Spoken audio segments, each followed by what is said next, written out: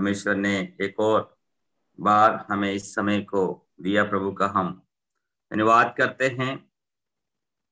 हम पिछले समय से 4 दिन परमेश्वर के उस वचन से हमें प्रार्थना के विषय में सीखते आने के लिए प्रभु ने सहायता मदद किया है। आज 5वें दिन भी हम उस प्रार्थना के उस महत्व की ओर जब आगे बढ़ते हैं, हम धीरे धीरे जैसे सीखते जाते हैं उस प्रार्थना का जो कितना महत्वपूर्ण है, प्रार्थना कितना जरूरी है, इस बात को हम देख सकते हैं। तो पिछली बार कल हम विशेष करके कल जो देख रहे थे, प्रार्थना कैसे करना है उसका प्रारूप हमने देखा था, ब्लूप्रिंट देखा था कि प्रार्थना में क्या क्या सम्मिलित होना चाहिए। यदि वो उस प्रकार के हमारे पास हो, हम परमेश्वर की स्तुति और महिमा करें और हमारे पापों का अंगीकार करें। और हमने देखा कि उस प्रकार से जब हम आगे बढ़ते हैं तो फिर तीसरी बात हमने देखा था, परमेश्वर के वचन को लेकर या परमेश्वर की प्रतिज्ञाओं को लेकर के प्रार्थना करने के लिए। और इसके बाद हमने देखा कि हमें उस हमारे प्रार्थना के विषयों को रखना है। और 5वीं बात हमने देखा था कि उसमें हमें निर्भर होना है। यदि हम जिस प्रकार बच्चे अपने माता पिता के ऊपर निर्भर रहते हैं, उस प्रकार से हमें निर्भर होकर के प्रार्थना करने की एक आवश्यकता है। और आज जो हम देख रहे हैं, प्रार्थना कैसे करना चाहिए कि हमारी प्रार्थना को उत्तर मिल सके। 5वें दिन जो हम देख रहे हैं, हम कैसे प्रार्थना करना चाहिए कि हमारी प्रार्थना का उत्तर मिल सके। तो मैं इस प्रार्थना के उत्तर मिल सके उसके बारे में पहले कुछ बात को बताकर हम उसमें प्रवेश करेंगे। प्रार्थना का उत्तर हमें जरूर मिलता है, लेकिन प्रार्थना का उत्तर अलग अलग रीति से मिलता है। प्रार्थना परमेश्वर नहीं सुना ये कहना सबके लिए गलत है। कभी कभार हम सोचते हैं हम जो मांगते हैं उस प्रकार से नहीं मिलता है तो बोलते हैं मैंने इतनी बार प्रार्थना किया, मुझे कोई उत्तर नहीं मिला। हमारा परमेश्वर क्या नहीं है, हमारा परमेश्वर बहरा नहीं है कि हमारी प्रार्थना को नहीं सुनता, वैसी बात नहीं। हमारा परमेश्वर हमारी प्रार्थना को सुनता है। हमारी प्रार्थना को परमेश्वर यदि सुनता है तो उसका उत्तर भी अलग अलग रीति से देता है। कुछ प्रार्थना का उत्तर तुरंत हाँ में आ जाता है, कुछ प्रार्थना का उत्तर ठहरो के रूप में आ जाता है, और कुछ प्रार्थना का उत्तर नहीं के रूप में भी आता है। तो यहां पर हम देखते हैं पहले कुछ ऐसे प्रार्थना है जहां पर परमेश्वर यस कहते हुए उसको हाँ कर लेता है, कुछ को वेट करने के लिए बोलता है, किसी को परमेश्वर नो भी बोलता है, नहीं मिलेगा, उसका जो आप मांग रहे हैं वो आपको नहीं मिलेगा। आप बोलेंगे ऐसे परमेश्वर कैसे नहीं, कैसे बोल सकता है? नहीं बोलता है परमेश्वर। परमेश्वर के दास पौलुस ने उसके लिए खुद के लिए प्रार्थना किया, और पौलुस वहां पर परमेश्वर के वचन में पढ़ते हैं 3 बार प्रार्थना करने के बाद में भी परमेश्वर ने यही जवाब दिया, मेरा अनुग्रह तेरे लिए काफी है, मेरा अनुग्रह तेरे लिए काफी है। इस बात को वहां पर कह दिया।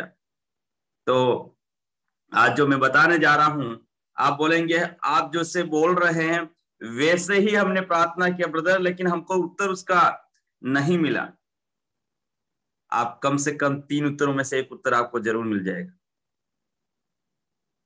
इसलिए प्रभु यीशु मसीह ने भी कहा नित्य प्रार्थना करना, मतलब आपको कुछ समय तक ठहरना पड़ सकता है, कुछ समय तक आपको इंतजार करना पड़ सकता है, उस समय तक के लिए आपको इंतजार करना पड़ेगा। और प्रभु यीशु मसीह ने जो उसके प्रार्थना के फार्मूले बताए हैं उसमें भी कहा गया है, मांगो तो दिया जाएगा, ढूंढो तो पाओगे, खटखटाओ तुम्हारे लिए खोला जाएगा। तो बहुत बार हम मांगते रहते हैं परंतु ढूंढते नहीं हैं और खटखटाते नहीं, इसलिए भी हमारा कुछ वो फर्क पड़ता है। तो आज जो मेरे कहने का मतलब है, हम ऐसी प्रार्थना करें जिस प्रार्थना का उत्तर हमें मिल सके। तीनों में से कोई भी उत्तर हो, परमेश्वर जरूर उत्तर देगा। जैसे एक भाई प्रार्थना में याद कर रहे थे अभी कि उन्होंने कहा कि परमेश्वर की आंखें देखती रहती हैं, परमेश्वर के कान हमारी विनती को और सुनते रहते हैं। ऐसा परमेश्वर नहीं है कि जो सुनता नहीं है। हमारा परमेश्वर हमारी प्रार्थना को सुनने वाला परमेश्वर है। तो पहली बात जो हम शुरू करते हैं, प्रार्थना कैसे करना है, जो जिसका उत्तर परमेश्वर दे, तो पहला है विश्वास से प्रार्थना करना है। पहली बात जो है, हमें विश्वास से प्रार्थना करना है। आप मेरे लिए मत्ती सुसमाचार उसका 21वां अध्याय उसका 22वां पद, मैथ्यू 21:22, मत्ती 21 का 22, कोई भी मेरे लिए पढ़े, क्योंकि यहाँ पर आज सुबह सुबह हमारा लाइट कट हो गई है। और जो कुछ तुम प्रार्थना में विश्वास से मांगोगे वैसा तुमको मिलेगा। जब तुम प्रार्थना में विश्वास से मांगोगे, वो तुम्हें सब कुछ मिल जाएगा, सब कुछ मिल जाएगा। लेकिन आपकी और मेरी जो प्रार्थना है, वो पवित्र शास्त्र क्या कहता है? विश्वास से मांगना चाहिए। आपके पास वो विश्वास होना चाहिए कि मैं जो मांग रहा हूं परमेश्वर उससे जरूर देगा।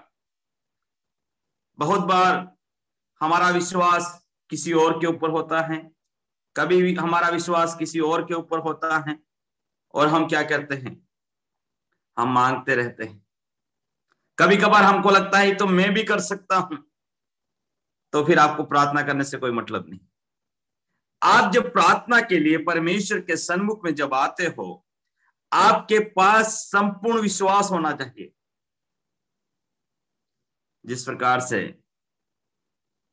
आप एक पानी लेने के लिए, अभी सब पानी की व्यवस्था सबके घरों में है, क्योंकि अब ये क्या है, उदाहरण देना भी सही नहीं रहता है, लेकिन जो पुराने समय में लोग कुएं के ऊपर पानी लेने के लिए जाते थे, तो वहां पर वो पूर्ण विश्वास के साथ जाते थे कि मैं जिस घड़े को लेकर के जा रहा हूं या जा रही हूं, वहां से मैं जरूर पानी लेके आऊंगी।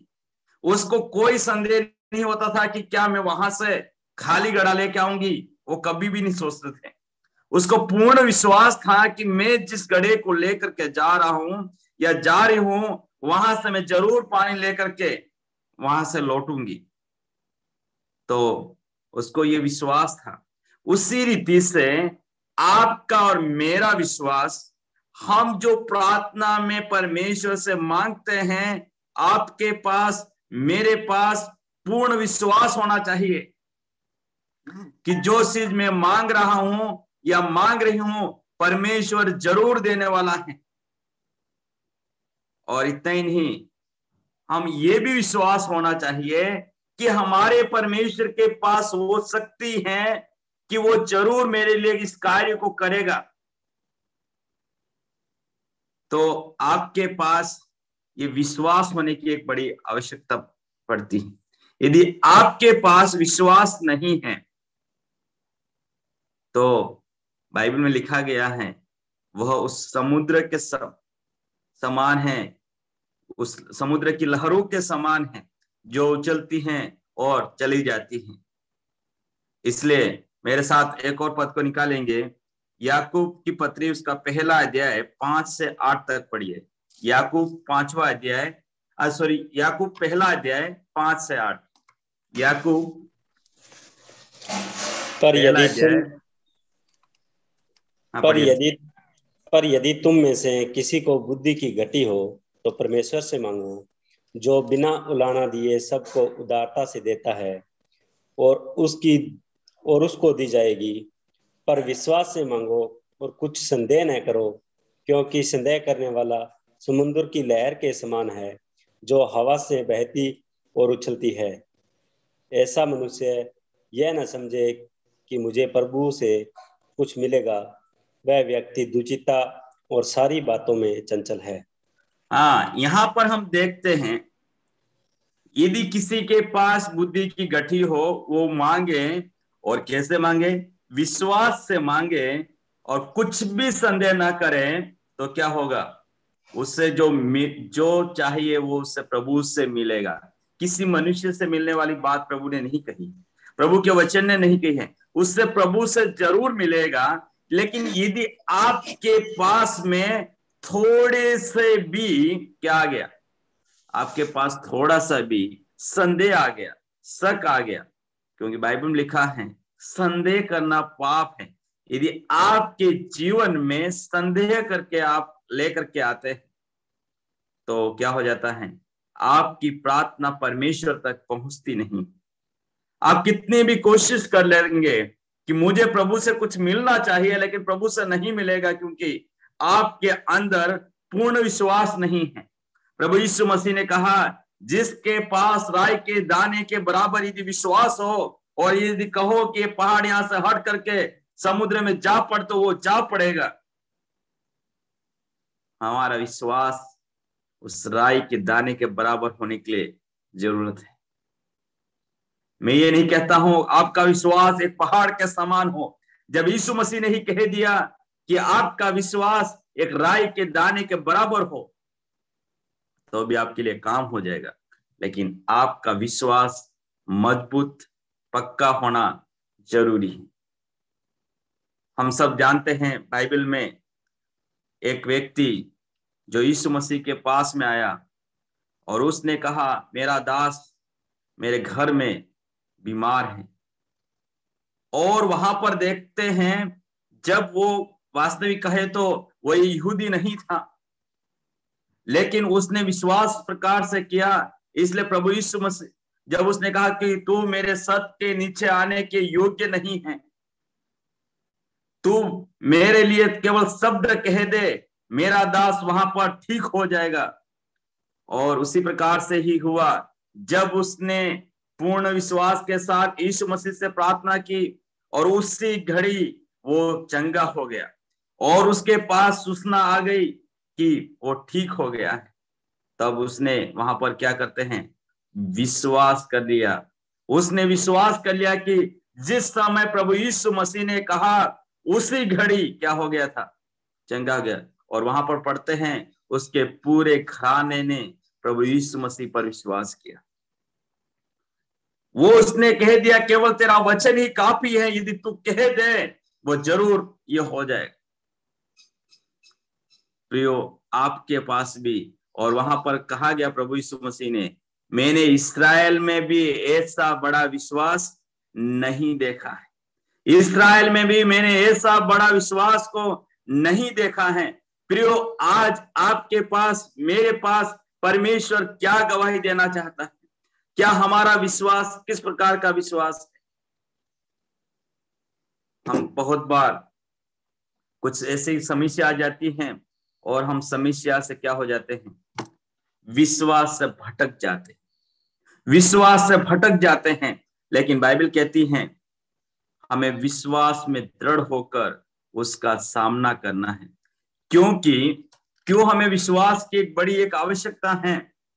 क्योंकि विश्वास के बिना हम शैतान का सामना नहीं कर सकते हैं। शैतान नाना प्रकार की कई समस्या हमारे जीवन में लेकर के आता है, लेकिन हमें जो उसका सामना करने के लिए विश्वास में दृढ़ होकर अंधकार की शक्तियों से लड़ने के लिए हमें विश्वास की एक बड़ी जरूरत है। हम पढ़ते हैं पहला पत्रस उसका 5वां अध्याय, पहला पत्रस उसका 5वां अध्याय और उसका 8वां और 9वां पद पढ़िए। पहला पत्रस 5वां अध्याय 8 और 9। विश्वास में दृढ़ होकर और यह जानकर उसका सामना करो कि तुम्हारा भाई जो संसार में है ऐसे ही दुख सह रहे हैं। ओके, तो हम देखते हैं जब 8वें पद में पढ़ते हैं तब क्या है, शैतान घूम रहा है, गरजने वाले सिंह के समान घूम रहा है कि मैं किसको फाड़ खाऊं, मैं किसको फाड़ खाऊं। तब यहाँ पर 8वें पद में पढ़ते हैं, विश्वास में दृढ़ होकर और यह जानकर कि उसका सामना करो कि तुम्हारे भाई जो संसार में ऐसे दुख पा रहे हैं, बड़े दुख से होकर के गुजर रहे हैं। आज भी विश्वासियों के जीवन में जो क्लेश और संकट और परेशानियां शैतान अनेक प्रकार की लेकर के आ रहा है, और उसका सामना करने के लिए आपके पास जो जरूरत है वो विश्वास होना जरूरी है। यदि विश्वास में थोड़ी भी आपके अंदर कमी पाई गई, थोड़ा भी संदेह आ गया, क्योंकि हमेशा क्या करता है, हमारे ऊपर संदेह को लेके आना का काम शैतान जरूर करता है। संदेह लेकर के आने का काम जरूर होता है।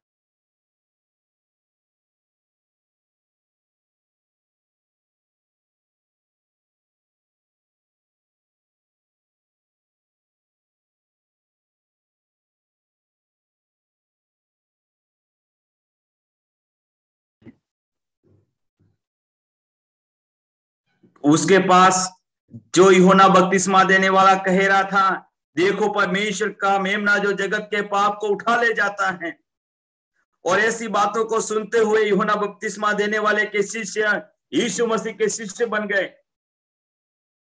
हम यूहन्ना को देखते हैं, अंद्रियास को देखते हैं, जो पहले उसके शिष्य थे लेकिन बाद में यीशु मसीह के शिष्य बन जाते हैं। अब हम जो देखते हैं, अब यूहन्ना जब बपतिस्मा देने वाला जब जेल में चला गया, उसके जीवन में संदेह उत्पन्न होने लग गया, क्या तू आने वाला तू ही या किसी हम दूसरे की बाट जोएं।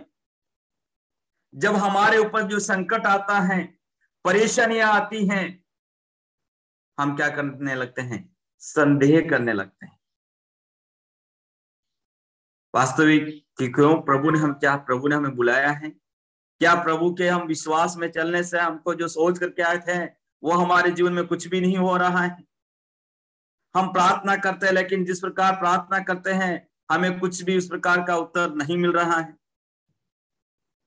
प्रभु यीशु मसीह ने, जैसे मैं पहले ही कह दिया है, नित्य प्रार्थना करना, हियाव नहीं छोड़ना है, आपके विश्वास को डगमगाने नहीं देना है। विश्वास में दृढ़ होकर शैतान को सामना करने के लिए परमेश्वर ने आपको और मुझे रखा है। आपके पास पीछे मुड़ने के लिए परमेश्वर ने नहीं रखा। प्रार्थना में विश्वास से आप प्रार्थना करना है। और एक और पद पढ़कर मरकुस सुसमाचार उसका 11वां अध्याय उसका 23 और 24 पढ़िए। मरकुस 11वां अध्याय उसका 23 और 24 पद।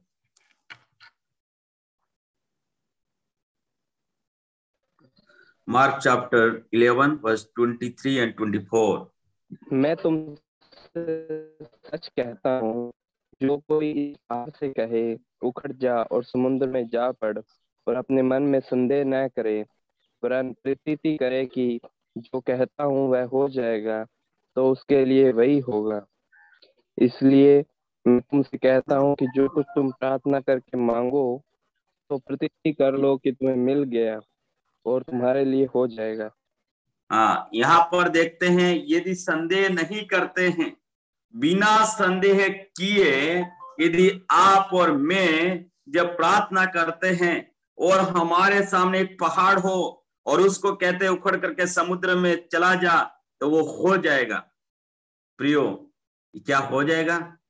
हो जाएगा। कैसे हो जाएगा?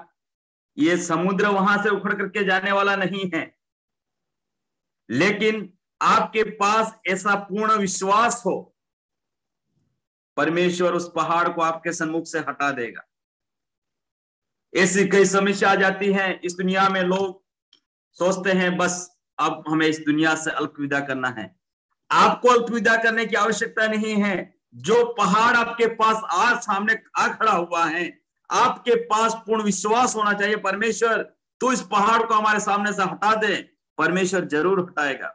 आप पहाड़ों के समान समस्या हो सकती है, आपके उस पहाड़, अनेक प्रकार के पहाड़ आपके जीवन में आ सकते हैं, लेकिन उन पहाड़ों को हटाने की शक्ति आपके पास क्या होना चाहिए? एक विश्वास होना चाहिए।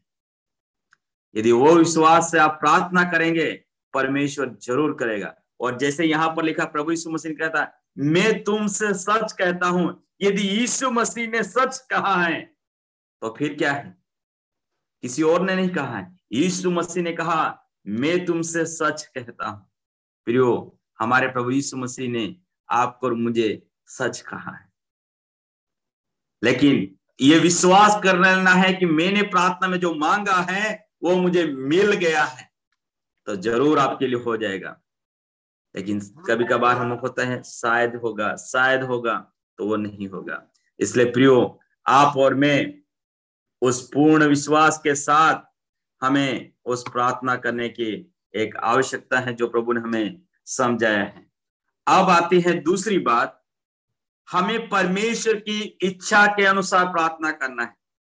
पहले हमने देखा हमें परमेश्वर प्रार्थना सुनना है तो विश्वास की प्रार्थना होना चाहिए। जिस प्रकार से एक और हम देखते हैं हमें विश्वास की प्रार्थना की आवश्यकता है। अब आता है हमें परमेश्वर की इच्छा के अनुसार प्रार्थना करना है। पवित्र शास्त्र में परमेश्वर की इच्छाओं को प्रकट किया गया है। कुछ इच्छाएं परमेश्वर की प्रत्यक्ष रूप से हैं, कुछ इच्छाएं अप्रत्यक्ष रूप से हैं। उन सारी इच्छाओं को हमें जानते हुए परमेश्वर से प्रार्थना करने की एक आवश्यकता होती है। परमेश्वर चाहता है कि हम जो प्रार्थना करते हैं वो परमेश्वर की इच्छा के अनुसार है या नहीं। पवित्र शास्त्र में परमेश्वर ने जो पढ़ने के बारे में हो वो अप्रत्यक्ष रूप से आपके सम्मुख में परमेश्वर की इच्छा प्रकट है। यदि आप जो विषय सेलेक्ट करना चाहते हैं, आप कौन से विषय में रुचि रखते हैं, उसी के अनुसार यदि आप परमेश्वर से प्रार्थना करते हैं, परमेश्वर उसके लिए आपके लिए कार्य करेगा। तो आपको मुझे जो जरूरत है, बहुत बार हम माता पिता होकर के हम चाहते हैं हम जो कहते हैं वो सब्जेक्ट सेलेक्ट करना अच्छा रहेगा, क्योंकि इस दुनिया में जो मांग के हिसाब से हम सोचते हैं ये सब्जेक्ट अच्छा है, लेकिन हम ये नहीं सोचते हैं कि उसकी वास्तविक कौन से विषय में ज्यादा रुचि है, उस सब्जेक्ट को उसको दिलाना। ये पढ़ाई के बारे में अप्रत्यक्ष रूप से जो परमेश्वर की इच्छाओं को देखते हैं। और परमेश्वर के जो इच्छाएं हैं शादी के बारे में हो, वो प्रत्यक्ष इच्छा है। क्या प्रत्यक्ष इच्छा है? कौन सी लड़की से नाम लिख करके तो नहीं दिया है, कौन से लड़के से शादी करना है वो नाम लिख के नहीं दिया है, लेकिन बाइबल कहती है कि परमेश्वर की जो इच्छा है वो क्या है? विश्वासी के साथ विवाह करें, ये परमेश्वर की इच्छा है। आप जो बिजनेस करते हैं, परमेश्वर की इच्छा उसमें प्रत्यक्ष रूप से प्रकट है कि असमान उस प्रकार के अविश्वासी के साथ बिजनेस करने के लिए परमेश्वर का वचन अनुमति नहीं देता है। आप अविश्वासी के वहां नौकरी कर सकते हैं, लेकिन अविश्वासी के साथ मिल करके आप एक बिजनेस को नहीं चला सकते। और परमेश्वर की इच्छा यह भी है, आप जो नौकरी करना चाहते हैं उसमें परमेश्वर की इच्छा क्या है? आप हमेशा यही प्रार्थना करते हैं मुझे नौकरी मिलना चाहिए, मुझे नौकरी मिलना चाहिए। तो हम यदि सोचते हैं हम विश्वासी होकर के कि हमें विश्वासी को कौन सी नौकरी करना अच्छा रहेगा, हमें वो सोचना है हम जो भी नौकरी करते हैं, यदि जो भी नौकरी हम प्राप्त करना चाहते हैं, मुझे प्रभु यीशु मसीह को मानने में किसी प्रकार की कोई परेशानी तो नहीं है।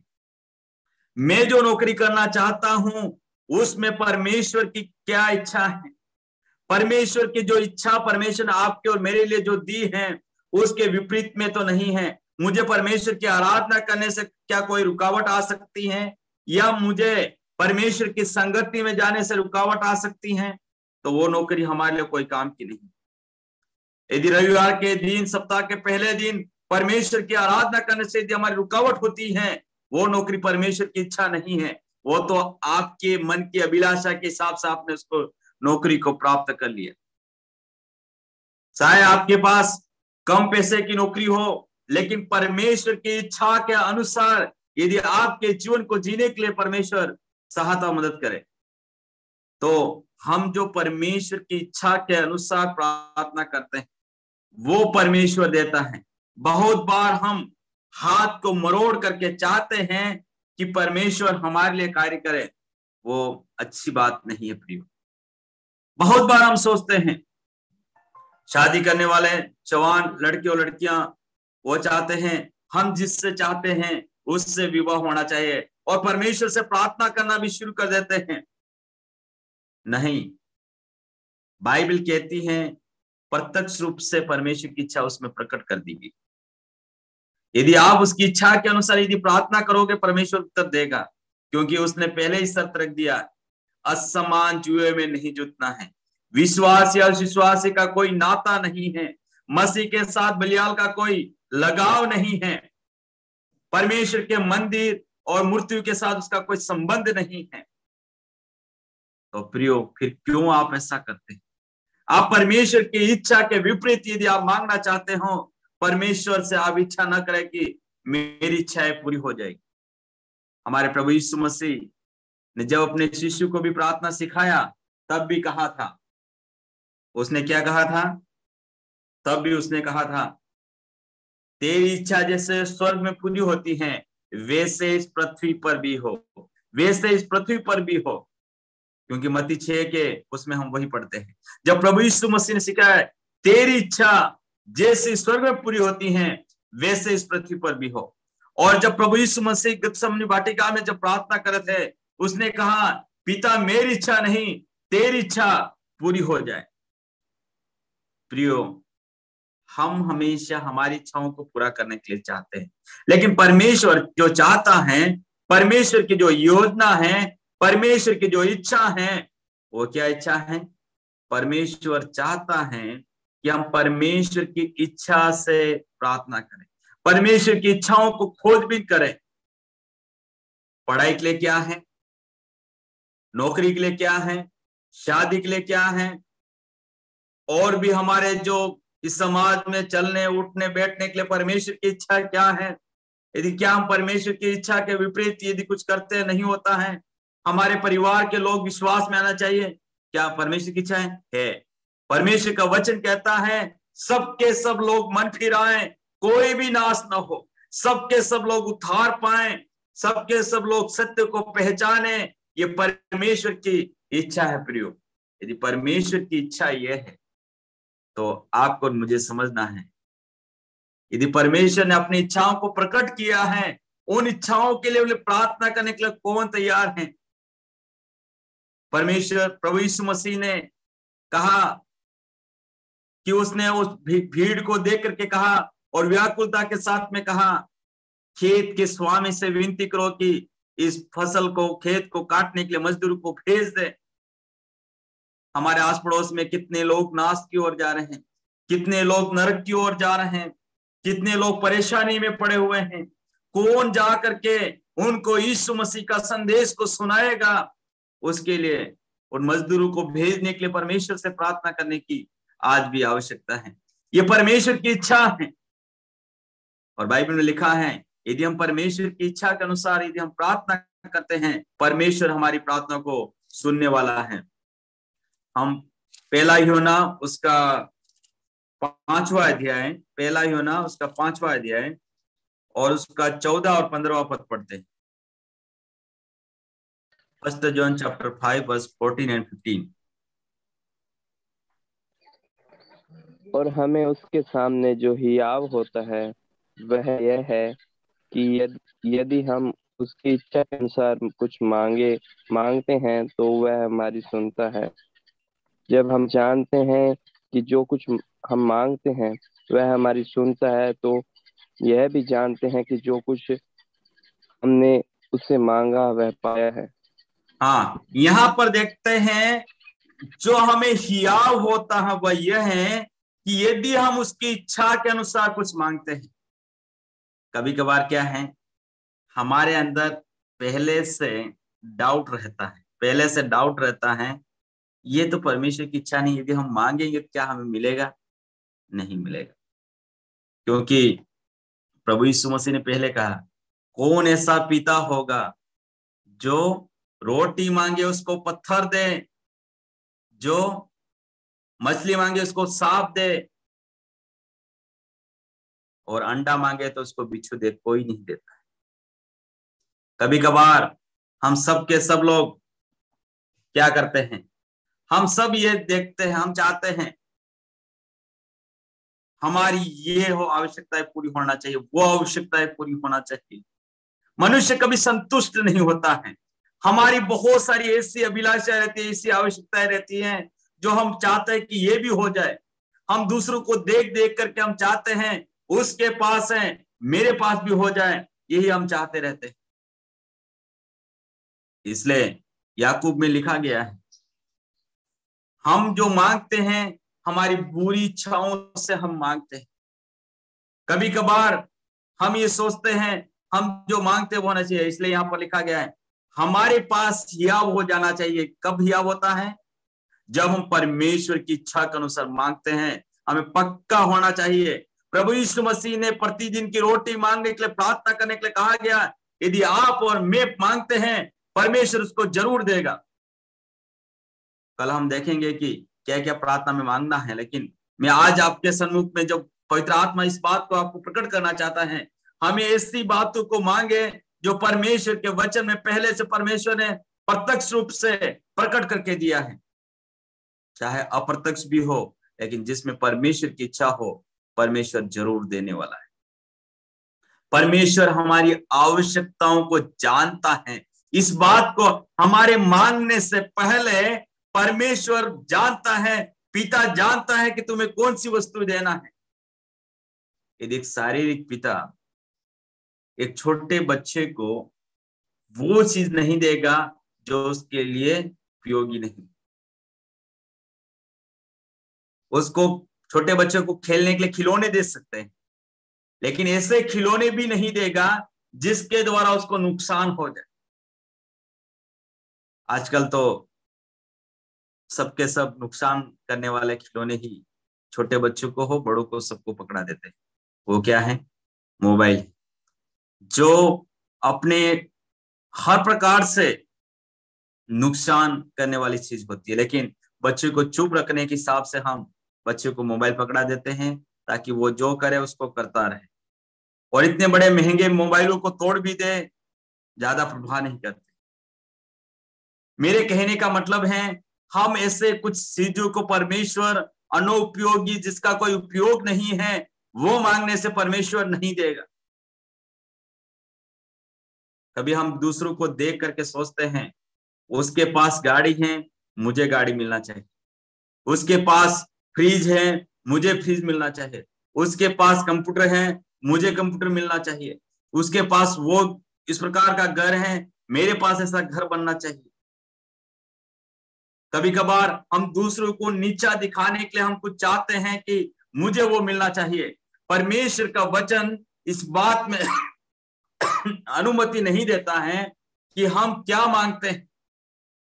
परमेश्वर चाहता है हम वो चीज मांगे जिससे परमेश्वर प्रसन्न होता है, परमेश्वर की उससे में प्रसन्नता होती है। यदि वो चीज को हम मांगते हैं परमेश्वर जरूर देता है। इसलिए एक और बात को पढ़ते हैं, क्यों कभी नहीं मिलता है।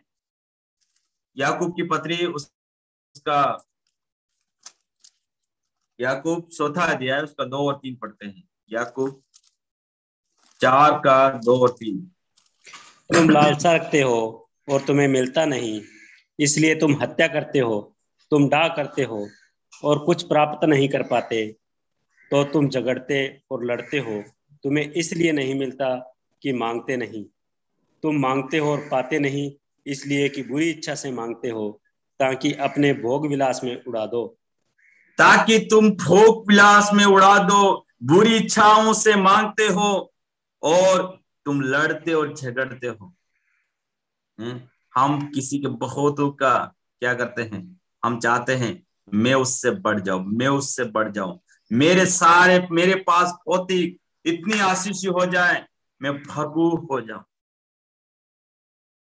लेकिन परमेश्वर वो नहीं चाहता है। आप किसी को नीचा दिखाने के लिए परमेश्वर से मांगो, परमेश्वर उसको देने के लिए तैयार नहीं है प्रियो। परमेश्वर चाहता है आपके आवश्यकता के हिसाब से आपको क्या चाहिए परमेश्वर देने के लिए तैयार है।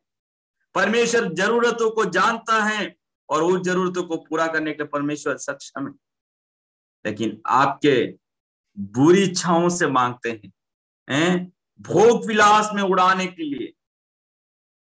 हम चाहते हैं मौज मस्ती में हमारे जो परमेश्वर देता है उसको भोग विलास में उड़ाने के लिए। और बहुत बार हम सोचते हैं हमारे पास होते हुए भी हम मांगते रहते हैं। हमारे पास इसके लिए पर्याप्त धन है कि उसके आवश्यकताएं पूरी हो जाए, फिर भी हम क्या सोचते हैं परमेश्वर ये देगा तब हम ये इस काम को करेंगे। ऐसा नहीं है प्रियो, परमेश्वर जानता आपके पास क्या है। प्रभु यीशु मसीह ने जब उन 5,000 लोगों को भीड़ को खिलाना था तब पूछा तुम्हारे पास कितनी रोटियां हैं। प्रभु यीशु ने पूछा तुम्हारे पास कितनी रोटियां हैं। उन्होंने पता करके कहा 5 रोटी और 2 मछली। प्रियो, आज भी प्रभु यीशु मसीह पूछ रहा है तुम्हारे पास क्या है। उन चीजों से परमेश्वर करने के लिए तैयार हैं। प्रियो, इसलिए हम जब मांगते हैं बुरी इच्छाओं से नहीं मांगना है, भोग विलास में उड़ाने के लिए नहीं मांगना है, दूसरों से डाह रखते हुए दूसरों को नीचा दिखाने के लिए परमेश्वर से नहीं मांगना है। हमें परमेश्वर की इच्छा के अनुसार मांगेंगे, हमारे पास यह भी होगा। परमेश्वर तेरा वचन कहता है इसलिए हम ये मांगते हैं और तुझे ये बात को देना पड़ेगा। तो प्रभु आपकी मेरी सहायता करे कि हम परमेश्वर की इच्छा के अनुसार हम प्रार्थना करने से प्रभु जरूर देगा। अब तीसरी बात जो आती है उसमें बने रहकर प्रार्थना करना है। उसमें बने रहकर, किसमें बने रहकर?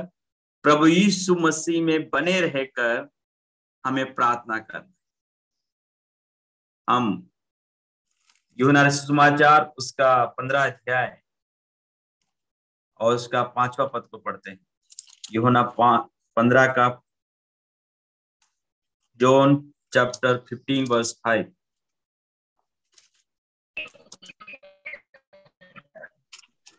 मैं दाखलता हूँ, तुम डालियां हो। जो मुझ में बना रहता है, मैं उसमें, वह बहुत फलता है, क्योंकि मुझसे अलग होकर तुम कुछ भी नहीं कर सकते। प्रभु यीशु मसीह ने यहाँ कहा मैं दाखलता हूं। यदि 15 के 1 में पढ़ते तब कहता है मैं सच्ची दाखलता हूं, मैं सच्ची दाखलता हूं। तुम कौन हो? तुम डालियां हो। और हम सब हैं, किसी न किसी रीति से आप खेती कोई नहीं भी करते हो, फिर भी आमतौर पर प्राकृतिक रूप से भी देखा जाए हम सब जानते हैं कि यदि एक पेड़ में डाली यदि बनी नहीं रहती है तो उससे कुछ भी नहीं मिलता है। कहने का मतलब है हम सब जानते हैं जो विज्ञान को पढ़ने वाले हैं कि उस पेड़ के जो भोजन की जो व्यवस्था, जो भोजन बनाने का कार्य पत्तियां करती हैं और उन आवश्यकताओं को जड़ से प्राप्त करते हैं। तो ये सब जरूरी है। क्या जरूरी है? कि उस डाली को समझते उस पेड़ में मिलने वाले तमाम उस खनिज तत्व को मिलने के लिए क्या जरूरत है, उसको जो आवश्यक है उसको भोजन को मिलने के लिए, पानी को मिलने के लिए, उसके पोषक तत्वों को मिलने के लिए उस डाली को उस पेड़ में बना रहना पड़ता है। यदि वो पेड़ में वो डाली बनी नहीं रहती है उससे कुछ भी नहीं मिलता है। कभी कभार डाली अलग होकर के सोचती है मुझे तो मिल जाना चाहिए, मुझे मिल जाना चाहिए, लेकिन नहीं मिलेगा। परमेश्वर चाहता है हम क्या करें? यहां लिखा है जो मुझ में बना रहता है और मैं उसमें, यह आदान प्रदान होता रहता है। डाली से पेड़ को मिलना चाहिए, पेड़ को डाली से मिलना चाहिए। और उस प्रकार के जो बने रहते हैं, जो बने रहते हैं वो क्या करते हैं? वो फल लाते हैं, वो फल लाते हैं। इसलिए यहां लिखा है उसमें वह बहुत फल फलता है, बहुत फल फलता है। प्रियो, आपके पास, मेरे पास परमेश्वर के वचन की जो नियम है वो क्या है? परमेश्वर जो चाहता है हम उसमें बने रहे, हम उसमें बने रहे। इसलिए लिखा है मुझसे अलग होकर के कुछ भी नहीं कर सकते।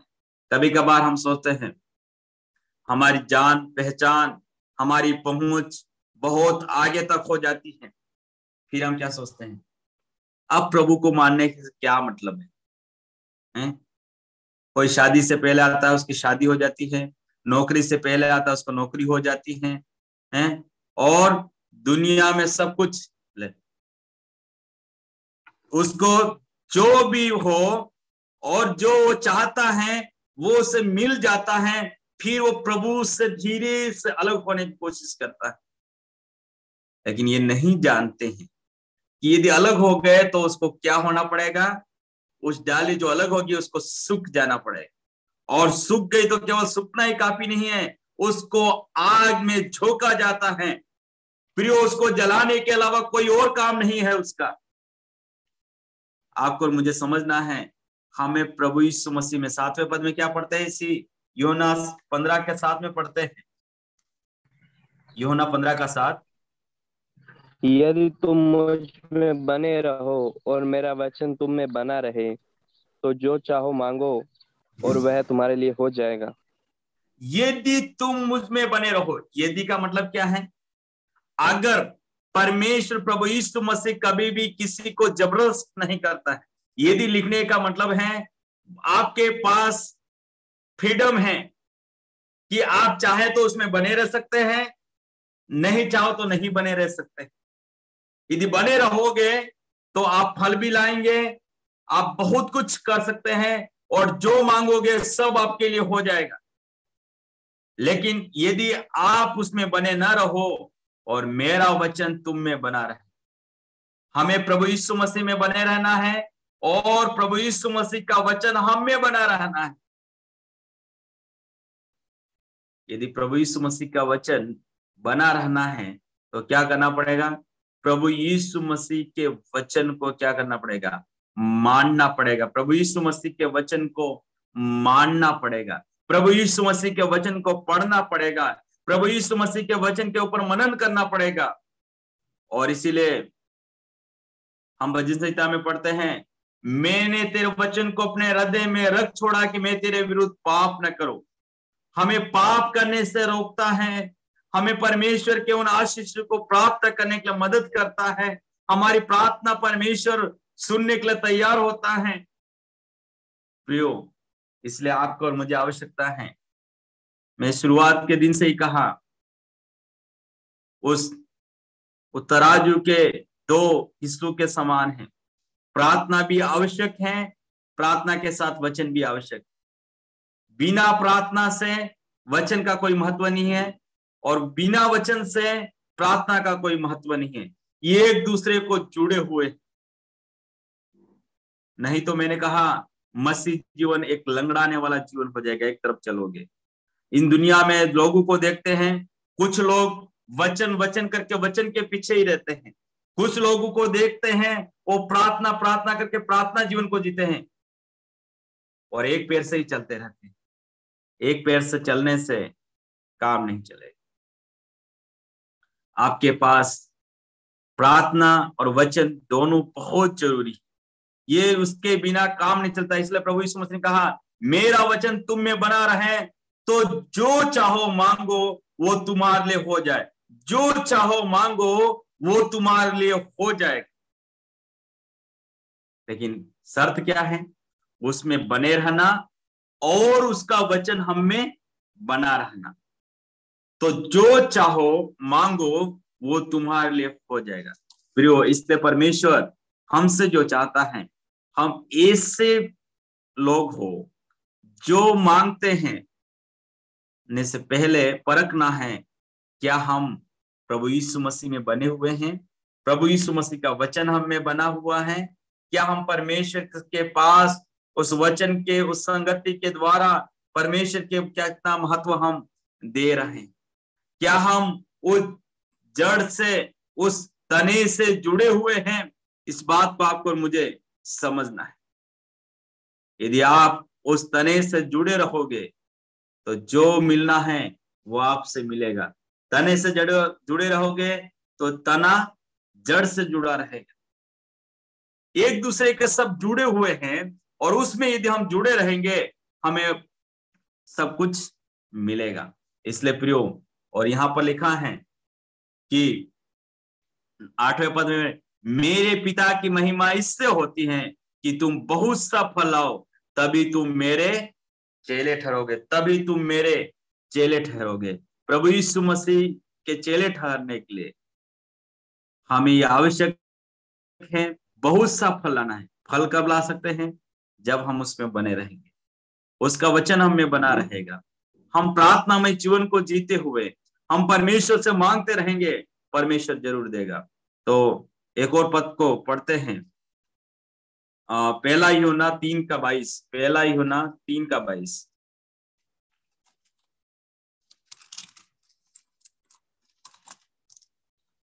First John chapter 3 verse 22। और जो कुछ हम मांगते हैं वह हमें उससे मिलता है, क्योंकि हम उसकी आज्ञाओं को मानते हैं और जो उसे भाता वही करते हैं। जो कुछ हम मांगते हैं वो उससे मिलता है, क्योंकि हम उसकी आज्ञाओं को मानते हैं और जो उसको भाता है वही हम करते हैं। प्रियो, हम सब जानते हैं, जो माता पिता हैं वो भी जानते हैं, जो बच्चे हैं वो भी जानते हैं। क्या जानते हैं? माता पिता से यदि मिलना है तो दो बातें जरूरी है। क्या है? उसकी आज्ञाओं को मानना है, तब बच्चों को मिलेगा। यदि जो बच्चे अपने माता पिता की नहीं मानते हैं और वो काम करते हैं जो माता पिता उससे प्रसन्न नहीं है, माता पिता को अच्छा नहीं लगता है, वो काम यदि करते हैं, माता पिता उनको नहीं देंगे। तो ये बात सच है। स्वर्गीय पिता भी, जब हम उसकी आज्ञाओं को मानते हैं और जो उसको भाता है वही यदि हम करते हैं, ये बात पक्की है। क्या? कौन सी बात पक्की है? उससे मिलेगा, उससे मिलेगा। हम कभी सप्ताह के पहले दिन को टाल देते हैं, परमेश्वर के वचन को पढ़ने का टाल देते हैं, प्रार्थना सभा में जाना टाल देते हैं। हम परमेश्वर की इच्छाओं को जानने के बाद भी हम परमेश्वर के विपरीत में काम करते रहते हैं। फिर कहते हैं परमेश्वर मुझे मिलना चाहिए, आप क्यों नहीं देते हो? नहीं मिलेगा, क्योंकि आप उसमें बने नहीं रहे, उनकी आज्ञाओं को आपने पालन नहीं किया, आपने वो काम किया जिससे वो प्रसन्न नहीं है, वो आपको नहीं देगा। इसलिए प्रियो, आपको और मुझे जो जरूरत है वो क्या है? हम उसकी आज्ञाओं के हिसाब से हम मानते रहने के लिए प्रभु का वचन कहता है। और आता है चौथी बात, जो प्रार्थना आप करते हैं वो मूल्य चुकाते हुए करना है। बिना मूल्य चुकाए हुए प्रार्थना प्रभाव कम होता है। यदि आप मूल्य चुकाते हुए प्रार्थना करते हैं, परमेश्वर उस प्रार्थना को स्वीकार करता है। वो क्या है? उसका मतलब ये है, जब सब लोग विश्राम करते हैं। प्रभु यीशु मसीह जब रूपांतर के पहाड़ से नीचे उतरे, एक लड़के को जिसमें मिर्गी की बीमारी थी उसके पास में लाए और उससे कहने लगे उसमें से क्यों नहीं निकलती। तो प्रभु यीशु मसीह ने कहा, वो प्रार्थना उपवास के बिना ये जाति नहीं निकलती। तो हमें जो जरूरत है, एक मूल्य को चुकाने वाली प्रार्थना करने की आवश्यकता है। मैं ये नहीं कहता हूं कि आप धन दे करके प्रार्थना करवाने की बात नहीं है। इस दुनिया में बहुत सारे लोगों को देखते हैं, आपको कितने वाली प्रार्थना करना है, कितना धन दोगे तब आपके बीमार चंगा हो जाएगा, आपकी ये आवश्यकताएं पूरी हो जाएगी, आपकी मनोकामनाएं पूरी हो जाएगी। वो मैं नहीं कह रहा हूं। मैं जो कह रहा हूं, आप जो प्रभु यीशु मसीह जब प्रार्थना करते थे, जब दुनिया के लोग सब सो रहे थे, तब प्रभु यीशु मसीह भोर को उठकर प्रार्थना करते थे। ये मूल्य नहीं चुकाया। जब सोने का समय था, नींद को खत्म कर दिया उसने, वो प्रार्थना के लिए गया। लोग पूरी रात पर सोने के काम कर रहा था, प्रभु यीशु मसीह पूरी रात पर प्रार्थना करने में समय को व्यतीत किया। क्या उसने मूल्य नहीं चुकाया? चुकाया। तीसरी बात देखते हैं, हम जो देखते हैं अलग एक समय को निकाल कर प्रभु यीशु मसीह प्रार्थना करते थे। लूका के 5वें अध्याय में पढ़ते हैं, जहां पर लिखा गया है, वो एक 16वें पद में, वो अलग जाकर जंगल में प्रार्थना कर रहा था। सब लोग अपना अपना काम कर रहे थे, प्रभु यीशु मसीह ने समय को अलग निकाला, वो प्रार्थना करने के लिए अपने समय को बिताने लग गए। प्रियो, परमेश्वर का वचन जो आज आपको और मुझे सिखाता है, हमें उस प्रार्थना करने के लिए उस रात और उपवास सहित हमें भोजन को एक तरफ रख करके भी प्रार्थना करना पड़ सकता है। मेरे कहने का मूल्य चुकाना मतलब अनेक प्रकार के आपको भोजन को त्याग करना पड़ सकता है, आपके आराम को त्याग करना पड़ सकता है, आपके जीवन के उस मित्र से अलग होकर अपने काम धंधे को छोड़ करके आप एक अलग समय को निकालकर प्रार्थना करने के लिए समय बिताना पड़ सकता है। और तब जा करके परमेश्वर उसके लिए कार्य करेगा। हम वहां पर कल जब नहम्याह की बात को सीख रहे थे, नहम्याह की जब शुरुआत की बात को देखते हैं, वो रो रो करके विलाप करते हुए उपवास सहित प्रार्थना कर रहा था। वो रो रो करके उपवास सहित प्रार्थना कर रहा था, अपने शरीर के उस मूल्य को वो चुका रहा था, अपने शरीर को नुकसान पहुंचाते हुए वो उपवास सहित प्रार्थना में समय को व्यतीत करता था।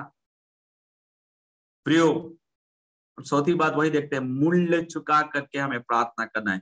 प्रभु यीशु मसीह ने पूरी रात पर प्रार्थना की, प्राकृतिक रूप से उसके लड़ने के लिए। जब सब लोग आराम करते थे, प्रभु उसको कार्य कर रहा था। मैंने इन पदों को पढ़ लिया, फिर भी एक पद उसको पढ़ करके हम आगे की ओर जाएंगे। लूका 6 का 12वां पद, लूका 6 का 12।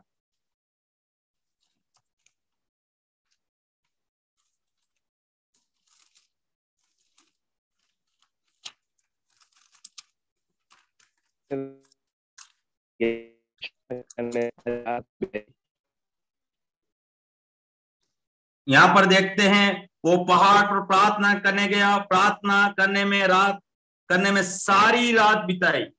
प्रियो, कभी कभार आपके और मेरे जीवन में पूरी रात प्रार्थना करने की एक आवश्यकता पड़ेगी, और जिसमें आपको और मुझे प्रार्थना करना है। मेरा समय समाप्त होने जा रहा है। 5वीं बात हम देखते हैं, सच्चे मन से प्रार्थना करना है। प्रभु चाहता है आप और मैं, हम पूरे सच्चे मन से प्रार्थना करने की आवश्यकता है। इब्रानियों उसका 10वां अध्याय और उसका 22वां पद पढ़ते हैं। इब्रानियों उसका 10वां अध्याय उसका 22वां पद, जिसको भी मिले, इब्रानियों 10वां अध्याय उसका 22वां पद। तो आओ हम सच्चे मन और पूरे विश्वास के साथ और विवेक का दोष दूर करने के लिए हृदय पर छिड़काव लेकर और देह को शुद्ध जल से धुलवा कर परमेश्वर के समीप जाए। परमेश्वर के समीप सच्चे मन से जाना है, सच्चे मन से जाना है, हृदय की गहराइयों के साथ प्रार्थना करना है। परमेश्वर के सन्मुख में अपने उन मन को पूर्ण रीति से उंडेल देना है। जैसे हम पढ़ते हैं भजन संहिता 62 उसका 8वां पद, भजन संहिता 62 उसका 8वां पद। वहां इस प्रकार लिखा गया है, भजन संहिता 62 उसका 8वां पद, हे लोगों, हर समय उस पर भरोसा रखो और उससे अपने अपने मन की बातें खोलकर कहो, परमेश्वर हमारा शरण स्थान है। परमेश्वर हमारा शरण स्थान है। वो परमेश्वर चाहता है, क्या चाहता है? अपने मन की बातों को खोल करके कहना है। और उसका उदाहरण हम किस में देखते हैं? हन्ना में देखते हैं। 1 सामुएल के पहले अध्याय को आप घर जाकर के आराम से पढ़ लीजिए। वहां पर लिखते हैं हन्ना किस प्रकार मन में व्याकुल होकर, 1:10 में पढ़ते हैं, मन में व्याकुल होकर यहोवा से प्रार्थना करने लग गई। उसका हृदय परमेश्वर के सामने टूट गया, और ऐसा टूट गया वो मन ही मन कह रही थी, लेकिन उसके होठ हिलते थे, उसके शब्द बाहर नहीं निकलते थे। और उसने 1:15 में पढ़ते हैं, उसने अपनी मन की बात खोलकर यहोवा से कह दी। प्रियो, आपके दिल में भरे रहने से नहीं, आपके दिल की बातों को खोल करके कहना है। और जब आप खोल करके कहेंगे, प्रभु के सन्मुख हमारी बातों को खोल करके कहना है। दुनिया के लोगों के सामने अपनी मन की बातों को आप खोल करके कहोगे, लोग आपको ठट्टू में उड़ाएंगे, मजाक बनाएंगे, लेकिन परमेश्वर को खोल करके कहना है, अपने सच्चे मन से परमेश्वर के सन्मुख में अपनी बातों को खोल करके कहना है। प्रभु वही चाहता है। इसलिए प्रियो, आपको और मुझे आज जब हम प्रार्थना के कैसे करना है, कैसी प्रार्थना को परमेश्वर सुनेगा, विश्वास की प्रार्थना करने के द्वारा, क्योंकि विश्वास की प्रार्थना प्रभु हमसे चाहता है। हम परमेश्वर की इच्छा के अनुसार प्रार्थना करें, प्रभु यीशु मसीह में बने रह करके प्रार्थना करें। हम प्रार्थना में मूल्य को चुकाते हुए हम प्रार्थना करें। और पांचवी बात हमने देख लिया है, अपने सच्चे दिल से प्रार्थना करना है, मन की गहराइयों से प्रार्थना करना है। परमेश्वर वो चाहता है ताकि हम परमेश्वर के सन्मुख में हमारी प्रार्थनाएं पहुंच जाएं, परमेश्वर को प्रसन्न करें। इसके लिए प्रभु आपकी सहायता करें। परमेश्वर नाम की स्तुति और महिमा हो।